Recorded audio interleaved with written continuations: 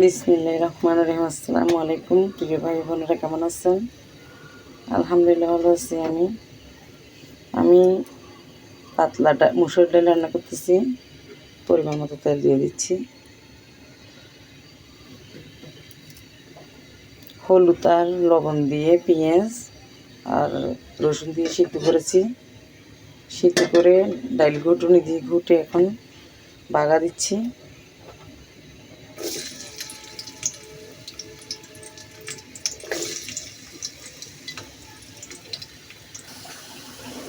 দেখেন আলহামদুলিল্লাহ এগুলা কালার চলে আসছে, বাদামি কালার। আমি ডালগুলো এখন বাগা দিয়ে দিচ্ছি।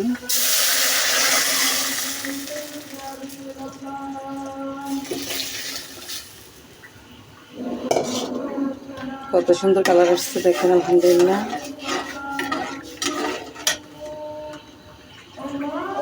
আমি ধনে পাতা দিয়ে দিচ্ছি সামান্য পরিমাণ।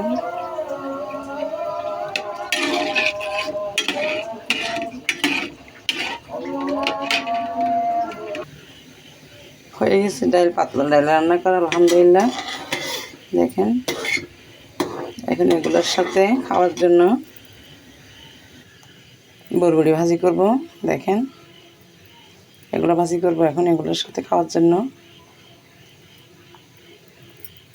ডালটা হয়ে গেলে এটা আবার রেসিপিটার ব্লগ করব। হয়ে গেছে আজকের মতো আলহামদুলিল্লাহ। ভাই বোনেরা যে যেখান থেকে দেখতেছেন, দেশের ভিতরে বাহিরের থেকে, লাইক কমেন্ট শেয়ার দিবেন, সাবস্ক্রাইব করে পাশে থাকবেন। আজ পর্যন্ত, আল্লাহ হাফেজ।